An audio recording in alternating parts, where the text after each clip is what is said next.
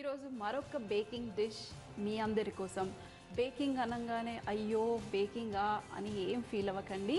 ఈ baking dish మీకు సింపుల్గా అవన్ లేకుండా ఎలా చేయాలో చూపించబోతున్నాను. అవి కూడా కుకీస్ చేయబోతున్నాను. ఈ కుకీస్ మీరు బేకింగ్లో అయినా చేయొచ్చు, అంటే అవన్లో అయినా చేయొచ్చు. లేదు అని అంటే ఈరోజు నేను చూపించే మెథడ్లో కూడా మీరు ఈ కుకీస్ని బేక్ చేసుకోగలుగుతారు అవన్ లేకుండా.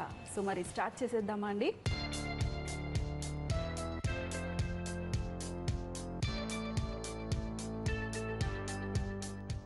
ముందుగా మనకు కావాల్సింది మైదా పిండి. 1 కప్పు మైదా పిండి తీసుకోండి. అలాగే ఇందులో 100 గ్రాముల బటర్ మీకు మార్కెట్లో దొరుకుతుంది. అందులో 50 గ్రామ్స్ బటర్ తీసుకున్నా పర్వాలేదు, లేదంటే 50 కన్నా కొంచెం 40 గ్రామ్స్ బటర్ తీసుకున్నా పర్వాలేదు. ఇక్కడ 50 గ్రామ్స్ బటర్. ఎప్పుడైనా బటర్ రూమ్ టెంపరేచర్లో ఉండాలి, అంటే సాఫ్ట్గా ఇలా ఉండాలి. అప్పుడే మనకి మిక్స్ చేయడానికి ఈజీగా ఉంటుంది. ఈ పిండిని మనం ఈ బటర్తో ఫస్ట్ క్రంబుల్ చేసుకోవాలి. చూడండి, బటర్ని చక్కగా పిండికి పట్టేసుకున్నాను. ఇలా ముద్దలాగా అవుతుంది చూడండి, అలా అవ్వాలి. ఇందులో కాస్త సాల్ట్ వేసుకుందాము. ఒకవేళ మీరు సాల్టెడ్ బటర్ వాడుతున్నారనుకోండి, మీరు సాల్ట్ స్కిప్ చేసుకోవచ్చు. ఒకవేళ రెగ్యులర్ మన వైట్ బటర్ వాడితే మీరు కాస్త సాల్ట్ వేసుకుంటే సరిపోతుంది. సాల్ట్ వేసుకున్న తర్వాత ఇందులో 2 టేబుల్ స్పూన్ల పౌడర్ షుగర్, అలాగే ఇక్కడ నేను జీరా కుకీస్ అన్నాను కదా, సో జీరా ఏం చేశానంటే ఇందులో చిన్న రోల్లో వేసేసుకొని ఇలా క్రష్ చేసుకున్నాను. కాస్త ఎందుకు క్రష్ చేసుకున్నానంటే ఆ ఫ్లేవర్ రావాలి అని క్రష్ చేసి పెట్టుకున్నాను. ఇక్కడ చూడండి, ఇది ఈ పొడిని మీరు ఇందులో వేసుకోండి.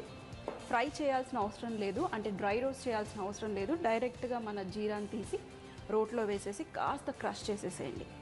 ఫ్లేవరింగ్ కోసం మీరు కావాలంటే వెనిలా ఎసెన్స్ 1 డ్రాప్ వేసుకోకపోయినా పర్వాలేదు. మరి పిండి అయితే కలిపేసుకున్నాము. మరి ఇప్పుడు కుకీస్ చేయటం కోసం ఎలా చేస్తాము, ఇక్కడ మాయిశ్చర్ కావాలి కదా. ఇలా బ్రేక్ అవుతుంది, కానీ ఇంత బ్రేక్ అవ్వకూడదు. మాయిశ్చర్ కోసం మనం, అంటే తడి కోసం కాస్త పాలు వేసుకొని మిక్స్ చేయాలి. ఈ ముద్ద ఎలా ఉండాలి అంటే మొత్తం ముద్ద అయిన తర్వాత ఇలా క్రంబుల్ చేస్తే, అంటే విడకొడితే ఈజీగా ఇలా విరిగిపోవాలి. మనం చపాతీ పిండి ఎలా కలుపుతామో అలా బాగా నీట్ చేయకూడదు. చూడండి, పాలు వేసుకున్న తర్వాత ఎక్కువగా నీట్ చేయొద్దు, చెప్పాను కదా. ఇలా బ్రేక్ చేస్తే బ్రేక్ అయిపోవాలి. మరి పిండి ముద్ద రెడీగా ఉంది. ఇప్పుడు మనం రోల్ చేసి మీకు ఏ షేప్లో కావాలంటే ఆ షేప్లో కట్ చేసుకోవాలి. మరి ఇప్పుడు మెయిన్గా వచ్చేది బేక్ ఎలా చేయాలి. బేక్ ఎలా చేయాలి అంటే మీ దగ్గర ఏదైనా పెనం కానీ పాత పెనం మన ఇంట్లో ఉంటుంది కదా, ఆ పెనం తీసుకొని దాని మీద మీరు ఇసుక వేసేయండి. ఇలా చూడండి, ఇసుక చాలా ఎక్కువగా వేసుకున్నాను. ఎక్కువగా ఉండాలి, ఎందుకంటే మనకి హీట్ డైరెక్ట్గా మనకి తాకకుండా ఉండాలని ఎక్కువగా ఇసుక వేసుకొని, ఆ తర్వాత ఒక అల్యూమినియం ప్లేట్ తీసుకొని ఇలా సిల్వర్ ఫాయిల్ మార్కెట్లో దొరుకుతుంది, ఆ ఫాయిల్ మీరు ప్లేట్కి కవర్ చేసేసేయండి.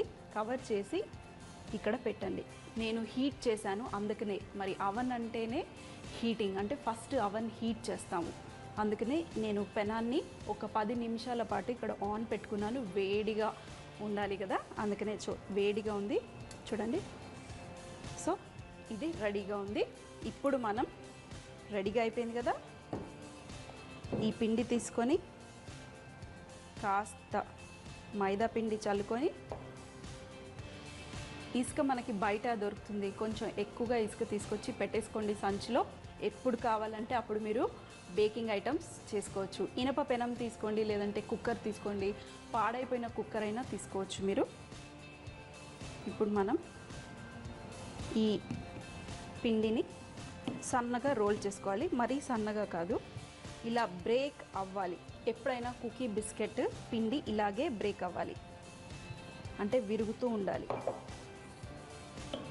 ఒక నైఫ్ కానీ ఏదన్నా అట్లకాడ కానీ తీసుకొని కింద నుంచి ఎప్పటికప్పుడు లూజ్ చేశారనుకోండి అంటుకోకుండా ఉంటుంది.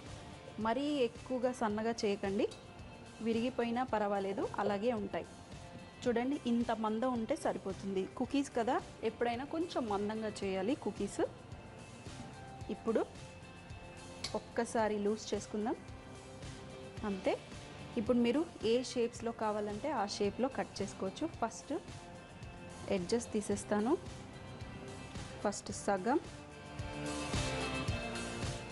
ఆ తర్వాత మధ్యలో సగం. ఇంత పెద్దవైనా కూడా మీరు బేక్ చేసుకోవచ్చు, లేదంటే చిన్న చిన్న బిస్కెట్స్ కావాలంటే చిన్నగా కూడా కట్ చేసుకోవచ్చు.